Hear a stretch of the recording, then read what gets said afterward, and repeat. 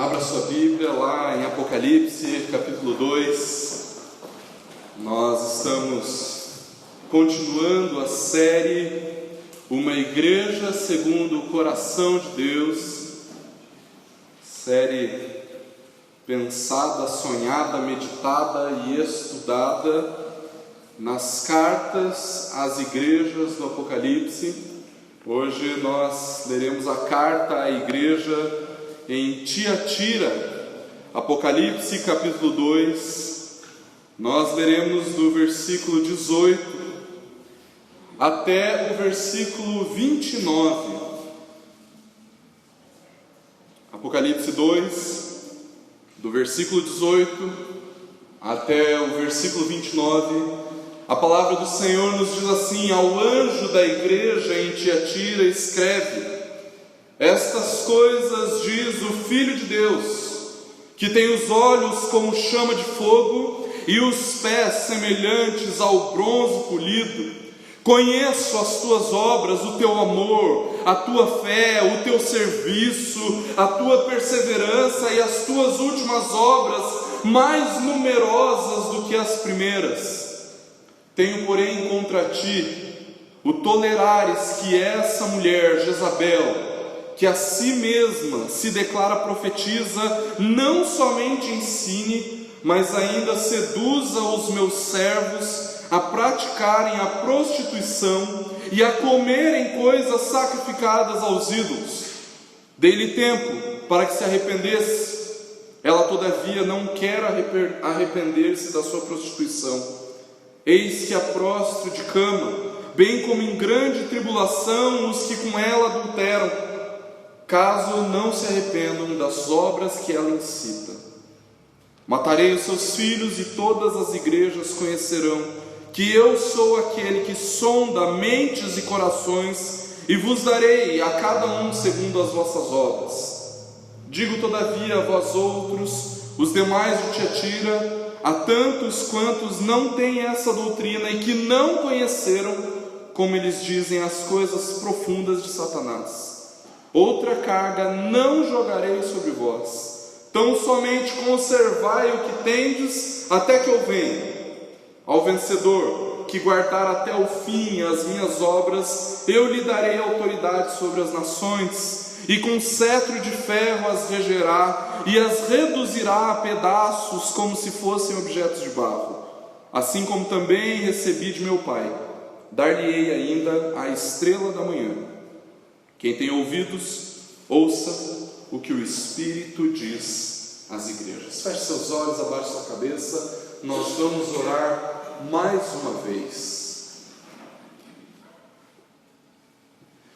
Deus, em nome de Jesus, Pai, muito obrigado por esse tempo de culto, de louvor, mas esse tempo estaria incompleto se nós não ouvíssemos o Senhor através da Tua Palavra. E é por isso, Deus, que eu clamo que o Senhor fale aos nossos corações, que o Teu Espírito vivifique a Palavra em nós, e que nós possamos viver de acordo com o que aprendemos, de acordo com a Tua vontade. Age nas nossas vidas, para que sejamos cada vez melhor. Em nome de Jesus. Amém. Está na hora, queridos, dos cristãos serem mais radicais. Nós precisamos ser radicalmente consagrados a Jesus, radicalmente dedicados a Ele, radicais na nossa piedade, radicais na nossa vida de devoção. E eu ouso dizer, queridos, que sem este radicalismo não existe cristianismo, não existe vida cristã. Sem ser radical é impossível ser cristão. Quanto mais perto de Jesus você estiver, mais radical você vai ser. E quanto mais radical você for, você vai melhorar a cada dia. Se você cultivar um radicalismo por Jesus, você vai ser cada vez melhor. E é justamente isso, queridos, que Jesus vai nos ensinar na carta à igreja de Tiatira. Mas de onde vem esse radicalismo? Em primeiro lugar, queridos, esse radicalismo, ele surge do caráter de Jesus. Ele surge do caráter de Jesus. Jesus se revela na carta à igreja de Tiatira, ele se revela à igreja de Tiatira, e assim se revela a nós também, como o Filho de Deus, aquele que tem os olhos como chama de fogo e os pés semelhantes ao bronze polido. Queridos, Jesus se identifica como o Filho de Deus, e ele faz isso, irmãos, porque na cidade de Tiatira, apesar de ser uma cidade extremamente desinteressante, você pode ver isso no artigo do boletim, você pode ver isso também no meu blog, a partir de amanhã, onde vai constar o artigo.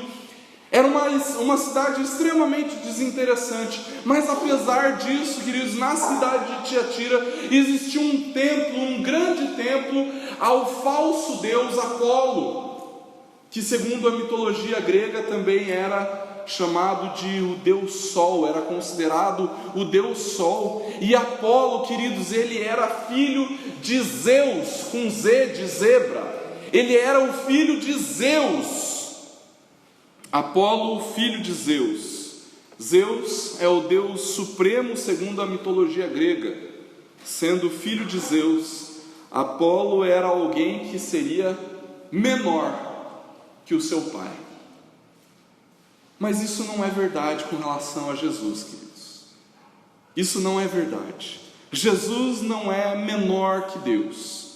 A doutrina da Trindade nos afirma que Jesus é coigual, o Deus Filho é coigual ao Deus Pai.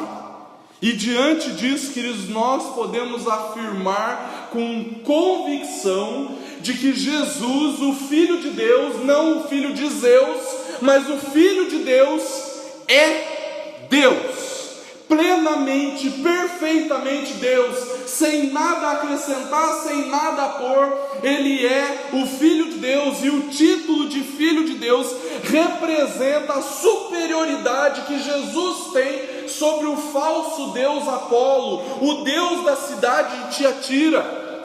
A igreja de Tiatira, irmãos, não precisava se preocupar, não precisava temer o filho de Zeus, com Z, de zebra, porque quem cuida da igreja é Jesus, o Filho de Deus, do Deus vivo e verdadeiro, aquele que não falha, que existe por toda a eternidade. Jesus é o Filho de Deus, mas ele se identifica também, queridos, como aquele que tem os olhos como chamas de fogo e pés semelhantes ao bronze polido. Ainda no primeiro ponto, queridos, como o caráter de Jesus, ele é aquele que tem os olhos como chamas de fogo e os pés semelhantes ao bronze polido. Estes dois símbolos, irmãos, demonstram o caráter extraordinário de Jesus, demonstram a sua onisciência, demonstram a sua autoridade e a capacidade que só Ele tem de exercer juízo perfeitamente sobre a humanidade. Só Ele tem essa capacidade, porque Ele é o único que enxerga o mais íntimo dos nossos corações, o mais íntimo da nossa vida. É Ele quem sonda as mentes e os corações. Ele tem olhos como chamas de fogo, que penetram no mais profundo da nossa vida. Ele enxerga o mais profundo do nosso coração. Os olhos de fogo, queridos, nos dizem que Ele é capaz de observar tudo o que existe em nós. Ele conhece tudo a nosso respeito. Queridos, eu costumo dizer, e muitas vezes digo, que Deus, que Jesus é o principal interessado na sua vida, na sua história. Isso porque Ele conhece tudo a nosso respeito. É Ele a pessoa que mais conhece a seu respeito. Não é a sua esposa, não são os seus pais, não é o seu marido, não são os seus filhos. A pessoa que mais conhece a seu respeito é Jesus, aquele que tem os olhos como chamas de fogo. Ele conhece tudo ao nosso respeito. Ele conhece as nossas obras, Ele conhece o nosso amor, Ele conhece a fé. Mas, queridos, nós nunca podemos nos esquecer que Jesus também conhece as intenções do nosso coração. Jesus conhece as nossas motivações. Ele conhece os desígnios que nós assentamos no nosso coração, as disposições da nossa vida. Ele enxerga tudo, queridos, inclusive a motivação do seu serviço, inclusive a motivação do nosso serviço. Ele enxerga inclusive a profundidade do nosso amor. Meu irmão, minha irmã, por que você faz as coisas que faz? Qual é o motivo pelo qual você serve ao Senhor? Algumas vezes eu já contei aqui de uma pessoa que ela queria ler a Bíblia toda só para contradizer os cristãos, só para dizer que os cristãos estavam completamente enganados. Ler a Bíblia toda, queridos, é uma tarefa maravilhosa, extraordinária. No entanto, queridos, se essa tarefa extraordinária, se essa tarefa maravilhosa não for algo motivada ou corretamente motivado no seu coração, dificilmente aquilo que você faz vai render frutos para a eternidade. Dificilmente aquilo vai render algum fruto para a sua vida. Irmãos, tem gente que vem na igreja para tentar pagar a culpa do seu pecado. O pastor Arthur, quando esteve a última vez aqui pregando para nós, ele compartilhou algo que eu acho que muita gente pensa. Ele compartilhou aquilo que ele pensava na infância, que ele achava que igreja era algo que Deus tinha inventado para punir a gente. Igreja era um treco tão chato que Deus tinha inventado para punir a gente. No entanto, queridos, Deus não inventou a igreja por isso, Deus não criou a igreja por isso. E então tem gente que, por causa desse pensamento errado, vem para a igreja achando que ele vai na igreja pagar a culpa do seu pecado. Gente, Deus age por graça. Nós nunca poderemos pagar o preço do nosso pecado. O dízimo, você acha que 10% do seu salário vai comprar o favor de Deus? Você acha que Deus se vende por 10% do seu salário? Queridos, nós temos que vir à igreja, nós temos que dar o dízimo, nós temos que servir no reino por amor a Jesus. Por amor a Jesus e não para compensar o nosso pecado. Ao contrário do que muitos pensam, a eternidade ou então o juízo não vai ser uma balança onde vai se pesar as boas e as más obras, e aqueles que tiverem mais obras boas do que obras más vão para o céu. A eternidade não é isso. A vida com Deus não é isso. A graça nos garante a eternidade. A fé que nos é dada pela graça nos garante a eternidade, não as nossas boas obras. Nós não temos como conquistar o favor de Deus. Nós não temos como pagar aquilo que Deus fez por nós, porque nós somos absolutamente pecadores e nada do que nós façamos pode trazer o favor de nós para mim, para nós, para a nossa vida. É impossível. Graça não se conquista. Graça não se conquista. Tem gente que vem na igreja, dá o dízimo, serve para tentar pagar o aluguel do terreno lá no céu, para conquistar graça. Irmãos, graça não se conquista. O que é de graça a gente simplesmente recebe. Jesus enxerga com seus olhos de fogo até os cantos mais obscuros do nosso coração. Ele enxerga a motivação do nosso coração ao servirmos. E é por isso, queridos, que esses olhos de fogo também exercem juízo sobre as nossas vidas. Em toda a Bíblia, ou em quase toda a Bíblia, o fogo é o símbolo do juízo de Deus, é o símbolo da ira de Deus contra o pecado. Mas diante disso, desse juízo, dessa ira de Deus, queridos, Jesus não tem apenas os olhos de fogo, mas ele tem pés, semelhante ao bronze polido. Dizer que Jesus tem os pés semelhantes ao bronze, queridos, é o mesmo que dizer que Jesus tem toda a autoridade. Da cabeça aos pés, Jesus é a autoridade suprema. E essa autoridade está relacionada com esse poder de juízo de Jesus a respeito daquilo que ele enxerga com os seus olhos de fogo. Mas por que isso é importante, queridos? Por que gastar tanto tempo falando a respeito do caráter de Jesus?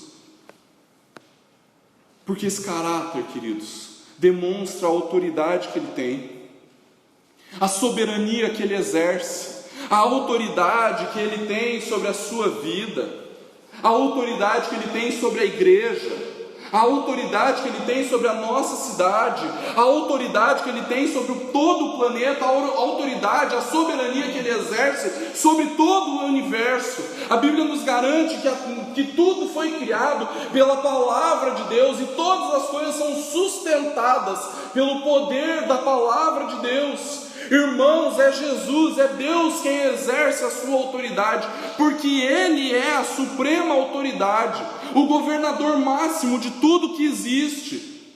E se o caráter de Jesus demonstra essa autoridade, ai daqueles que são insubmissos, irmãos, ai dos desobedientes. Veja como isso é sério, queridos. Alguém que não se submete à autoridade de Jesus, não está apenas atentando contra a sua própria vida, está querendo contrariar o caráter do Deus dos céus, aquele que tem toda a autoridade. Alguém que não se submete à autoridade de Jesus, está batalhando contra o caráter de Jesus. Irmãos, é impossível, é loucura querer contrariar a autoridade de Deus, a autoridade de Jesus. É simplesmente sandice querer contrariar, desobedecer a autoridade de Deus. E diante dessa autoridade, diante desse caráter extraordinário do Filho de Deus, nós somos, em segundo lugar, queridos, apresentados a característica boa da igreja, a característica notável da igreja de Tiatira, porque no versículo 19 a palavra nos diz assim: eu conheço as tuas obras, o teu amor, a tua fé, o teu serviço, a tua perseverança e as tuas últimas obras, mais numerosas do que as primeiras. A igreja de Tiatira, queridos, estava indo de vento em popa. Como se diz hoje, a igreja de Tiatira estava bombando. Eles estavam cada vez melhores. A igreja de Tiatira estava cada vez melhor. Mesmo com todas as dificuldades, os crentes de Tiatira permaneciam amando, e o amor, o fervor aumentava cada vez mais, a fé estava cada vez mais solidificada, o serviço era cada vez mais abundante, a perseverança era cada vez mais firme. E isso, queridos, porque eles entendiam o caráter de Jesus, eles sabiam que Jesus os conhecia, eles sabiam que nada escapa aos olhos de chamas de fogo de Jesus, eles reconheciam a autoridade de Jesus. E isso tem que nos levar a pensar, irmãos, tem que nos levar a uma reflexão muito profunda, queridos. Quantos anos faz que você é crente? 1 ano? 5? 10 anos? 20 anos? 60 anos? 100 anos? Quantos anos você tem de crente? Muitos? Poucos? E a pergunta diante dessa passagem: desde que você se converteu, que você foi achado pela graça de Jesus, de Deus, você pode testemunhar isso a seu respeito? Que você está cada vez melhor?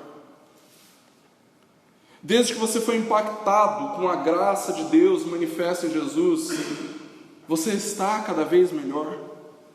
Eu não perguntei se você está ganhando mais dinheiro. Eu não te perguntei se você melhorou profissionalmente, se você cresceu profissionalmente. Eu não perguntei quantas faculdades você fez nesse tempo.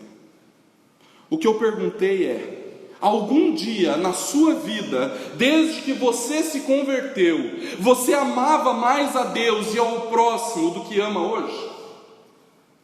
Algum dia na sua vida você exercia mais a sua fé do que exerce hoje?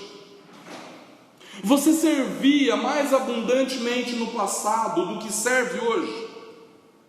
Você já batalhou mais em perseverança no passado do que batalha hoje? Você orava mais? Você lia a palavra mais do que lê hoje?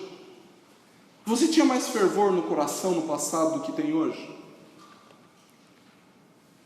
Se você respondeu sim a qualquer uma dessas perguntas, é porque tem alguma coisa errada. É porque tem alguma coisa errada. Irmãos, eu faço essa pergunta para mim todos os dias. Eu vinha compartilhando isso com o Ministério de Louvor. Será que eu estou melhor hoje do que eu estava ontem? Será que meu caráter está mais tratado hoje do que estava ontem? Será que eu aproveitei melhor o meu tempo de oração do que eu aproveitei ontem? Será que eu conheço mais da palavra hoje do que eu conhecia ontem? Será que eu luto mais contra a maldade do meu coração hoje do que eu lutava ontem? Será que eu batalho mais por santidade hoje do que eu batalhava ontem? Será que eu estou ficando cada vez melhor? Será que o meu serviço é mais abundante agora? Será que a minha fé é mais firme agora do que era ontem? Ah, pastor, olha só. Eu não posso dizer que eu estou melhor. Pastor, eu vou dizer para o senhor, eu estagnei. Eu congelei. Eu estou parado no mesmo lugar. Eu não melhorei, eu não piorei, eu só paralisei. Eu estou estagnado. Irmãos, a ausência de progresso na vida cristã já é um retrocesso. Na vida cristã, deixar de andar, de caminhar para frente, deixar de caminhar para o alvo, já é andar para trás. É impossível, queridos, na vida cristã, alguém ficar paralisado. Se você não tem crescido na sua vida com Jesus, então você tem diminuído.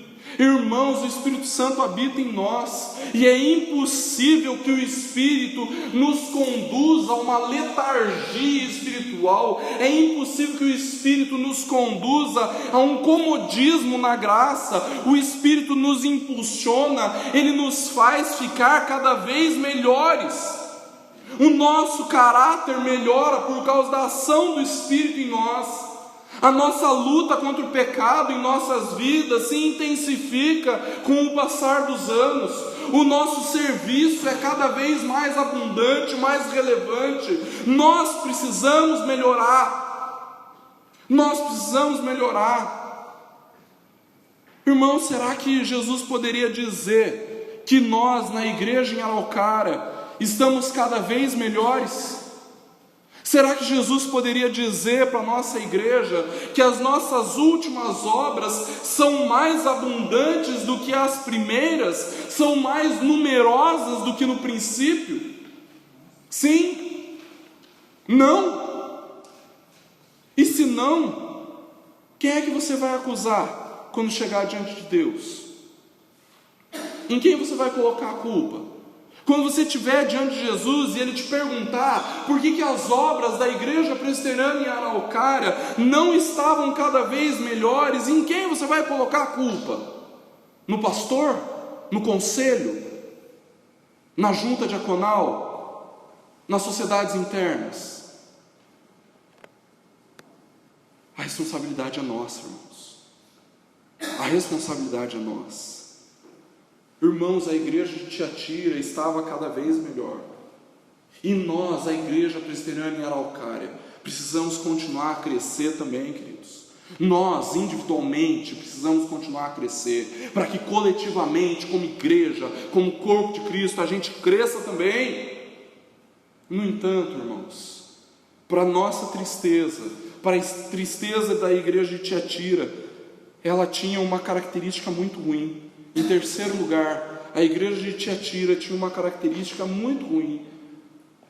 Essa característica ruim nós encontramos nos versículos 20 e 21. No entanto, eu só vou ler uma parte editada do versículo 20, onde diz ali: tenho porém contra ti o tolerares que essa mulher, Jezabel, não somente ensine, mas ainda seduza os meus servos a praticarem a prostituição e a comerem coisas sacrificadas aos ídolos. Apesar de estar cada vez melhor, queridos, a igreja de Tiatira tolerava os maus ensinos, tolerava a idolatria, tolerava a imoralidade, a prostituição dessa tal mulher. Mas quem é essa mulher? Queridos, nós não sabemos. Muito provavelmente era uma mulher na igreja de Tiatira que exercia uma grande influência sobre toda a igreja, e que através dessa liderança, através dessa influência, ela vinha pervertendo o ensino, a doutrina dos apóstolos, ela vinha pervertendo a mensagem do anjo da igreja. E ela é comparada a Jezabel. Jezabel, queridos, é uma rainha do Antigo Testamento, casada, mulher do rei Acabe, e essa mulher, ela foi a responsável por introduzir o culto aos falsos deuses em meio ao povo de Deus. Ela foi a mulher que dizia assim: olha, não tem problema cultuar os outros deuses e cultuar ao Deus, ao Senhor. Vocês querem adorar o Senhor? Tudo bem, não tem problema, mas não tem nada de errado adorar o falso Deus Baal também. Vocês querem adorar o Senhor Deus? Tudo bem, mas você pode adorar Astarote também, não tem nada de errado. Irmãos, esse relativismo de Jezabel conduziu o povo de Israel à idolatria, conduziu o povo de Israel à prostituição. Muitos foram levados a adorar Baal, porque a rainha, porque a mulher do rei Acabe tinha dito que não tinha problema nenhum. O próprio rei Acabe se dobrou diante dos falsos deuses, se dobrou à idolatria. O que Jezabel ensinava, queridos, é que você não precisava ser tão radical assim. Para ser povo de Deus, não precisa ser tão radical assim. Você pode ser mais tranquilo. Você pode ser mais moderno. Você não precisa ser tão radical. Ah, mas que intolerância da sua parte. Você não precisa ser tão radical. Veja, os novos tempos chegaram. Os novos tempos estão aí. Esses novos tempos nos ensinam a sermos mais tolerantes, a sermos menos radicais.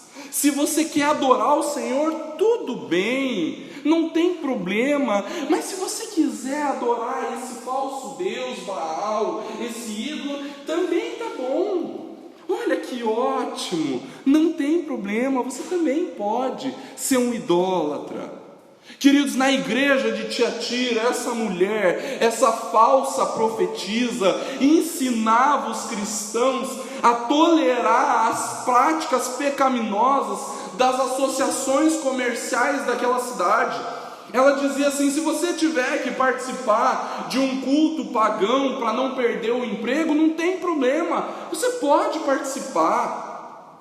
Se você tiver que negar a sua fé só para fingir na frente dos pagãos e manter o seu emprego, o seu salário, não tem problema. Você pode fazer isso, você pode participar. Se você precisa se entregar à idolatria por causa do dinheiro, para poder ganhar dinheiro, não tem problema.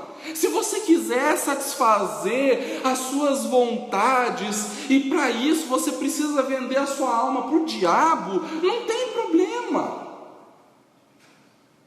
Queridos, a igreja de Tiatira reconhecia a existência daquela mulher no seu meio, sabiam que ela estava ali, sabiam do caráter demoníaco do seu ensino, mas negavam-se a lidar com ela, mas não queriam lidar com aquele problema. Queridos, o chamado de Jesus para nós é para uma vida em santidade, é para uma vida totalmente entregue a Ele, de total consagração. Pastor, nós estamos em pleno século 21, a nossa sociedade não tem mais espaço para esse seu radicalismo, pastor. Não existe mais espaço para esse radicalismo. Queridos, viver com Jesus é um chamado para ser radicalmente dele. Não existe espaço para os falsos deuses, não existe espaço para os pretensos deuses. É impossível alguém dizer assim: eu sou de Jesus, mas meu pulmão é da Souza Cruz. Essa é velha, né, gente? Não existe, é impossível viver isso. É impossível dizer assim: eu sou convertido, mas meu bolso não. Irmãos, o chamado de Jesus para nós é um chamado para sermos radicais, para pertencermos radicalmente a Ele. Não existe mais espaço para o Deus corpo. O apóstolo Paulo fala que o Deus de muitas pessoas é o ventre, é o corpo, é a si mesmo. Não existe mais espaço para o Deus corpo. Você pertence ao Deus vivo e verdadeiro. Você é de Jesus. Seu Deus não é o seu ventre. Você não precisa ser definido pelo seu corpo. Você não precisa ser definido pelas suas vontades. É Deus quem diz quem você é, não é o seu corpo, não são as suas vontades. Não existe espaço para o Deus trabalho. Você foi completamente tomado pelo Deus vivo e verdadeiro. O sangue de Cristo te comprou. Você agora pertence a Ele. Então como é que você continua idolatrando o seu emprego? Pastor, mas eu preciso ganhar dinheiro. Quem disse que você precisa ganhar dinheiro? Foi Deus que te falou que você tem que ganhar dinheiro? Irmãos, nós não nascemos para ganhar dinheiro. A nossa sociedade nos treina desde pequenos para nós ganharmos dinheiro. Você tem que estudar para ganhar dinheiro, você tem que ter uma boa profissão para ganhar dinheiro, você tem que buscar uma capacitação melhor para ganhar dinheiro. É assim que a nossa sociedade pensa que temos que ser. Tudo à nossa volta é para ganhar dinheiro, tudo o que construímos é para ganhar dinheiro. No entanto, não foi para isso que Deus te criou. E se a gente quer servi-lo, se a gente quer fazer a vontade do nosso Deus, e não do nosso ventre, e não do Deus corpo, e não do Deus vontades, então nós precisamos saber que fazer a vontade de Deus não dá necessariamente dinheiro. Necessariamente não dá dinheiro. Então para de idolatrar a sua profissão, para de idolatrar o seu emprego. Você não nasceu para ganhar dinheiro, você nasceu para viver para Deus, para fazer a vontade de Deus. Você não nasceu para ganhar dinheiro, você não nasceu para satisfazer as suas vontades, as suas necessidades. Irmãos, a coisa mais fácil do mundo é idolatrar o próprio ventre, idolatrar a si mesmo. Tem gente que só se importa consigo mesmo. Tem gente que deixa com que os próprios pensamentos definam a sua identidade, definam quem ela é, ao invés de querer saber em Deus qual é a sua identidade. E esse tipo de gente, é esse tipo de gente que se deixa levar pelo engano, pela imoralidade, pela prostituição. Tudo o que essas pessoas querem é atender às suas próprias vontades. E quem atende às suas próprias vontades, queridos, vai ficar cada vez mais distante da vontade de Deus. E é por isso, queridos, que em quarto lugar, existe uma consequência deste pecado. Consequência que é expressa através dos versículos 22 e 23. Que diz assim: eis que a prostro de cama, bem como em grande tribulação os que com ela adulteram, caso não se arrependam das obras que ela incita. Matarei os seus filhos, e todas as igrejas conhecerão que eu sou aquele que sonda mentes e corações, e vos darei a cada um segundo as vossas obras. Pela primeira vez, queridos, desde que nós começamos a meditar, a refletir ou a expor as cartas às igrejas do Apocalipse, queridos, é a primeira vez que a consequência do pecado vem antes do conselho que Jesus dá para aquela igreja. Em todas as outras cartas, Jesus dá o conselho e logo em seguida ele vai pronunciar a consequência do pecado, a consequência da falta de arrependimento. No entanto, queridos, nessa carta Jesus demonstra que já deu o conselho a essa Jezabel, já deu o conselho aos seus discípulos. No fim do versículo 21, que nós não lemos, ele diz que já deu tempo para essa mulher se arrepender, mas que isso não aconteceu. Aquela mulher não se arrependeu. E como não houve arrependimento, queridos, existe uma consequência. E qual é a consequência? A consequência o apóstolo Paulo nos diz lá em Romanos: o salário do pecado é a morte. O salário do pecado é a morte. E é isso o que acontece com quem se mantém em pecado e não se arrepende: morte. Morte espiritual, morte física, separação de Deus. A consequência do pecado é muito clara: morte. Morte espiritual, morte física.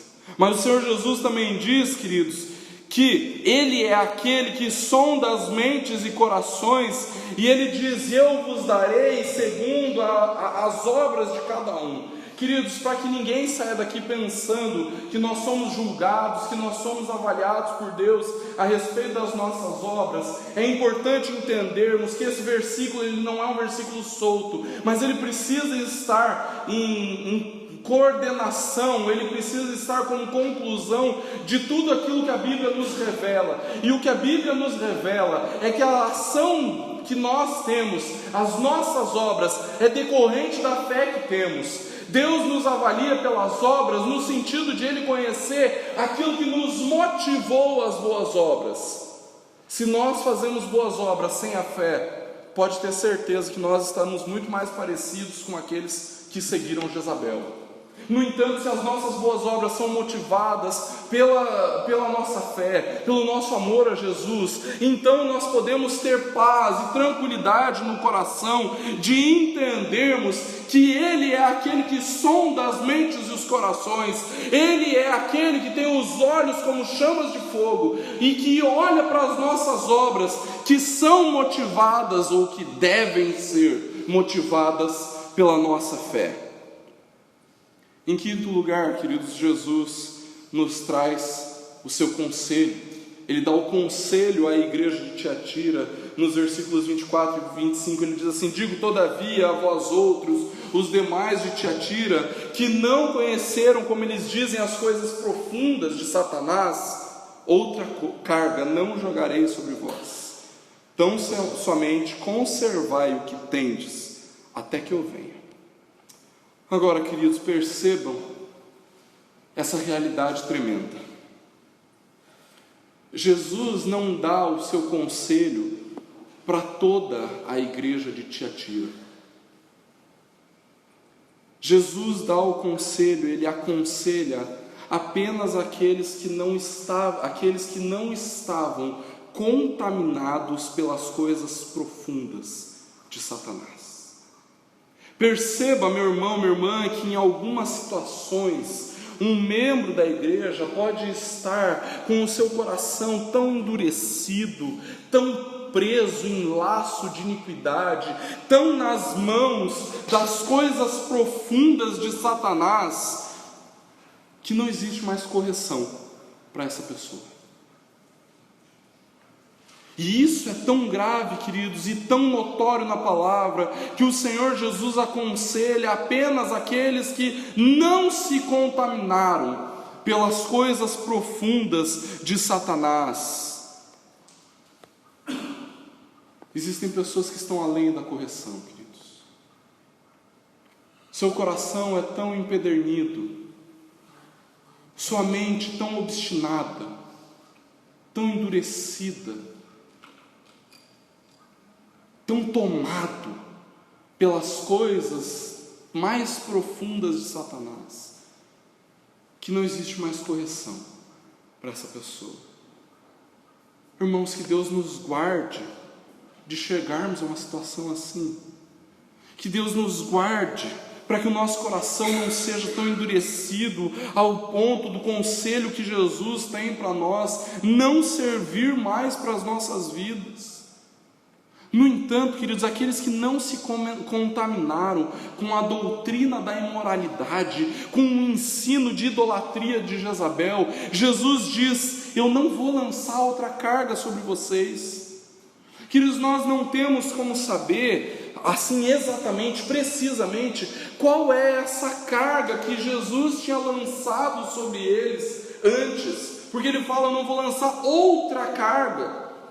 Pode ser que a carga seja a própria Jezabel, pode ser que a carga fosse a perseguição que acontecia naqueles dias, pode ser que a carga fosse alguma provação que os crentes de Tiatira passavam, pode ser que a carga seja a ordem lá no concílio de Atos, onde os cristãos gentios são aclamados, convidados, desafiados a não se prostituírem aos ídolos, a não comerem carne sacrificadas aos ídolos. Mas o importante para nós, queridos, é ver como Jesus é doce, é ver a suavidade, a doçura de Jesus. Mesmo em meio a um momento de repreensão, Jesus demonstra a sua doçura, Jesus demonstra a sua leveza, Jesus nos corrige, queridos, com doçura, sem impor cargas pesadas sobre nós. Jesus nos corrige dizendo assim: tome sobre você o meu jugo, a minha carga, porque o meu jugo é suave, o meu fardo é leve. Você não precisa ficar carregando cargas na sua vida. Você não precisa caminhar com os ombros pesados. Você não precisa de outra carga. Tudo o que você precisa é viver na graça. Tudo que você precisa é viver nesse ambiente maravilhoso da graça, nesse lugar onde as cargas não são necessárias, onde as preocupações não precisam existir. Você não precisa de carga, você não precisa de outra carga. Tudo o que você precisa é conservar o que você já tem. Tudo o que você precisa é conservar o que você tem. E conservar o que você tem, queridos, é permanecer crescendo nas boas obras, permanecer crescendo no amor, permanecer crescendo na fé, no serviço, na perseverança. Você não precisa de outra carga. Você só precisa ser cada vez melhor. E esse cada vez melhor é uma ação da graça de Deus em nós, queridos. É uma ação do Espírito Santo em nós. Você só precisa continuar crescendo. E concluindo, queridos, se continuamos a crescer, então o que vai acontecer é que nós vamos provar, finalmente, da promessa de Jesus. Nós vamos, em sexto lugar, provar da promessa de Jesus. Os versículos 26 a 28 nos dizem assim: ao vencedor, aquele que guardar até o fim as minhas obras, eu lhe darei autoridade sobre as nações, e com cetro de ferro as regerá, e as reduzirá a pedaços como se fossem objetos de barro. Assim como também eu recebi de meu Pai, dar-lhe-ei ainda a estrela da manhã. Queridos, a cidade de Tiatira era uma cidade que, além daquele grande templo de Apolo que eu citei no começo, ela possuía um grande destacamento militar do Império Romano. E quando a gente olha para a estratégia do Império Romano de se manter poderoso, de se manter forte, a gente tem que observar que a forma como o Império Romano tinha de manter a força do seu governo, a força do seu Estado, era conquistando cada vez mais nações, expandindo o seu domínio territorial. É verdade, nós sabemos que, já que temos a história para nos contar, que essa grande expansão territorial foi exatamente um dos grandes motivos para que o Império Romano viesse a ruir. No entanto, a conquista do espaço territorial, a conquista das nações, era algo importantíssimo para o Império Romano. E o que é ainda mais profundo para nós, queridos, os romanos daquele tempo achavam que o deus Apolo, o deus da cidade de Tiatira, o falso deus adorado na cidade de Tiatira, esse falso deus tomava ou encarnava no imperador romano para que ele se tornasse um grande guerreiro a ponto dele poder conquistar as nações. E a promessa de Jesus para nós é: eu estou com você. Você não precisa de outra carga, eu estou com você. E por estar com você, você tem autoridade sobre as nações. Você tem autoridade sobre as nações. Você não precisa conquistar as nações. O que nós podemos saber a respeito dessa passagem, queridos, é que quando Jesus governa a nossa vida, quando Jesus governa a vida da igreja, a igreja passa a ter autoridade sobre as nações. Mas aqui nós não estamos falando de nações no sentido de uma guerra, ou então de uma autoridade no sentido de uma ditadura.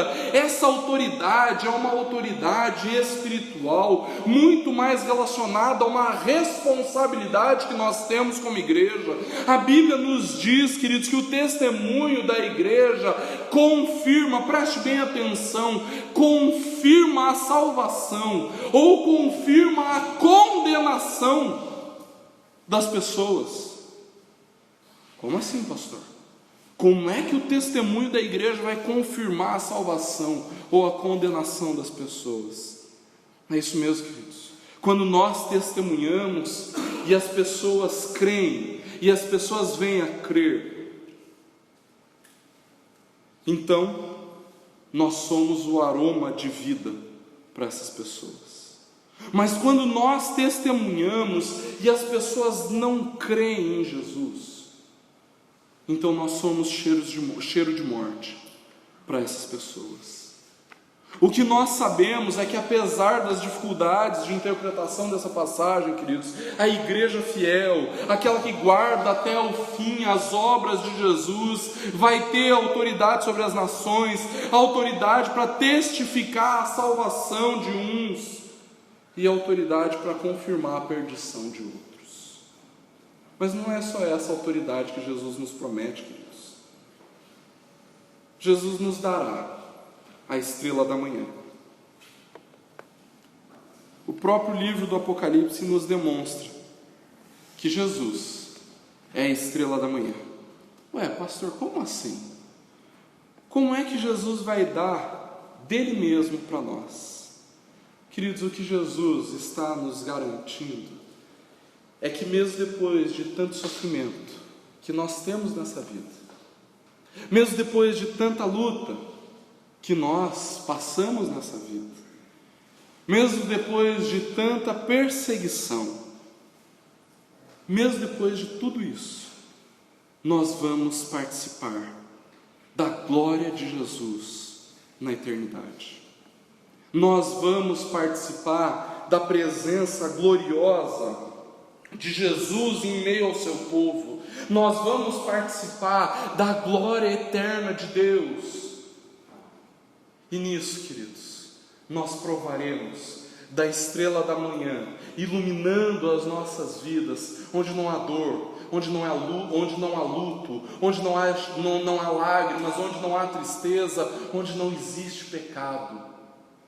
E o que o livro do Apocalipse nos garante, queridos, é que o próprio Jesus vai iluminar essa cidade, a brilhante estrela da manhã, a gloriosa estrela da manhã, e que aqueles que se mantiverem fiéis, aqueles que crerem e que perseverarem até o fim, aqueles que mantiverem, que conservarem as obras de Jesus até o fim, vão provar dessa gloriosa presença por toda a eternidade. Que Deus nos abençoe, queridos, para que nós sejamos contados entre estes vencedores. Que Deus nos abençoe, queridos, para que nós possamos desfrutar dessa glória na eternidade. E que em tudo isso, queridos, a gente guarde até o fim as obras de Jesus. Irmãos, que Jesus nos faça cada vez melhores. Que Deus nos abençoe.